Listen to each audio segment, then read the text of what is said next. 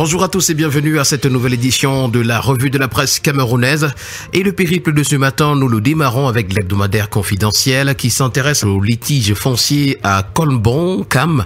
Des prédateurs fonciers défient l'autorité de l'État tel que nous le renseigne l'hebdomadaire ce matin. Leur joie aura été de très courte durée, rétablis dans leurs droits après plus de 25 ans de procédure judiciaire par le ministre des Domaines. Les populations de cette localité sont à nouveau sous les feux des projecteurs. Contre toute attente, après avoir solennellement remercié le chef de l'État pour l'aboutissement heureux dans la crise qui les oppose à un groupuscule d'individus déterminés à faire main basse sur leur terre, elle vient d'être à nouveau convoquée par devant les autorités policières du littoral. En savoir davantage, c'est parcourir les pages 6 et 7 de l'hebdomadaire confidentiel qui parle également en petite une ce matin de la lutte contre les accidents de la circulation. Le Cameroun honoré à l'étranger. Et puis présidentielle 2025, Joshua Ochi et la coalition de l'opposition, c'est également à lire ce matin.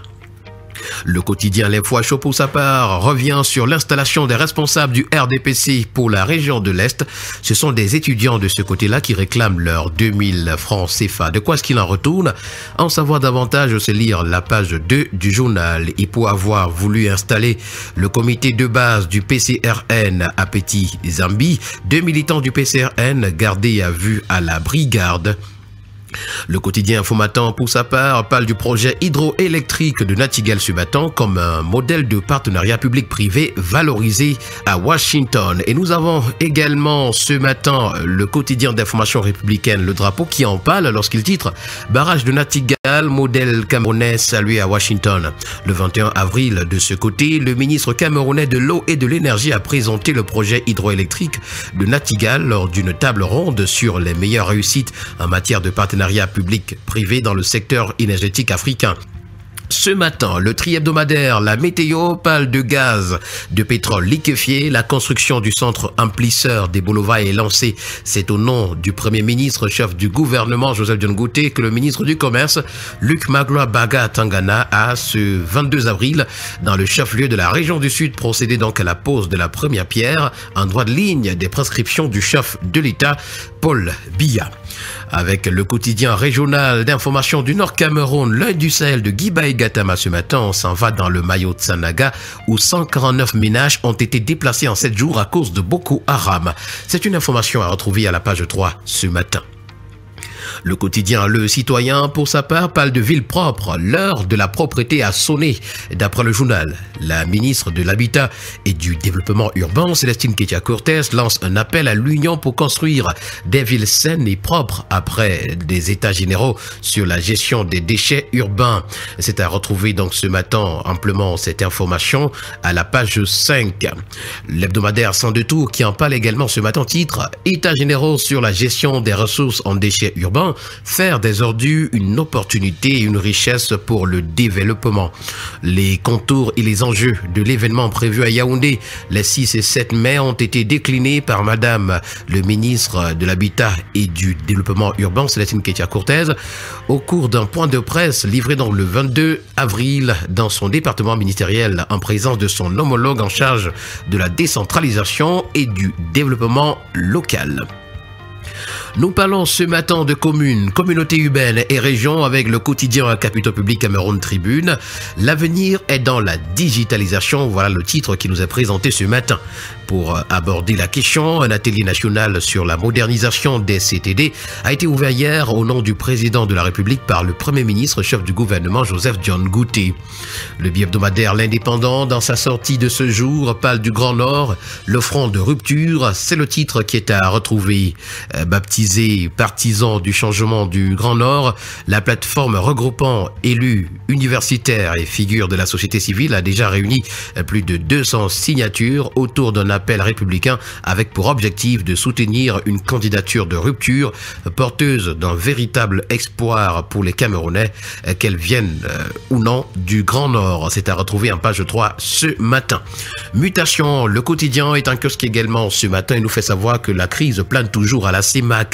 Ce sont les ministres de l'économie, des finances, de la communauté économique et monétaire de l'Afrique centrale et de la France qui ont tenu le 17 avril à Paris en présence des experts du FMI une réunion pour pour renforcer la résilience des économies et rappeler les engagements pris en décembre 2024 à Yaoundé à l'occasion du sommet extraordinaire de la CEMAC.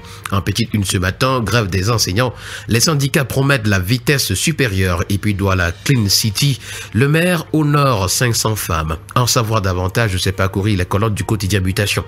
Nous parlons d'économie avec le quotidien L'économie qui s'intéresse d'ailleurs au Cameroun dont le faible niveau de l'ingénierie financière handicape son développement.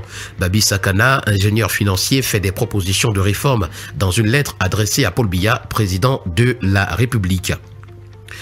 On parle d'école morte avec le tri-hebdomadaire La Voix des Jeunes ce matin. Secteur éducatif, école morte jusqu'à vendredi. Lancé donc par le collectif des organisations des enseignants du Cameroun, la grève nationale baptisée école morte, qui paralyse depuis mardi dernier aussi bien l'enseignement public que privé, devrait se poursuivre jusqu'au 25 avril 2025. Le quotidien vert Émergence nous plonge pour sa part ce matin dans l'administration de la justice. De gros manquements sont observés dans ce secteur, tel que nous le renseigne le journal. Le ministère de la Justice tape du poing sur la table. Parlons également de santé ce matin avec le quotidien de la santé et éco-santé qui s'intéresse à un plaidoyer pour la souveraineté vaccinale. Ce sont des parlementaires qui sont mobilisés pour un financement durable. Alors que le Cameroun amorce une phase critique de transition vers l'autofinancement de sa politique vaccinale, 2 députés camerounais viennent de participer à Istanbul, en Turquie, à un forum international Afrique-Asie sur le financement durable de la vaccination. Nous poursuivons le périple de ce matin avec la nouvelle expression qui titre 30 ans après, Engelbert vint un prophète incompris. L'homme de Dieu avait été assassiné dans la nuit du 22 au 23 avril 1995 à son domicile à Nkolamfémé, près de Yaoundé, dans des circonstances jamais élucidées, comme d'autres religieuses, prêtres et évêques. Le père Engelbert Vint reste une figure emblématique de l'église, de la culture et de la pensée libre au Cameroun. C'est une information à retrouver ce matin à la page 3 du journal. Westeco, pour sa part, nous permet de déposer nos valises à la commune de Pété-Banjoun sur les traces de Fosso Victor est le titre présenté à la grande une. L'hebdomadaire Expression économique, pour sa part, revient sur le recours au gros bras à Tangandi en colère contre les gouverneurs de région. Et puis crise économique pour terminer ce matin, le Cameroun vers un nouvel ajustement du FMI. Et voilà qui a permis de mettre un terme à cette autre sortie de la revue de la presse camerounaise. Merci à tous, bonne journée.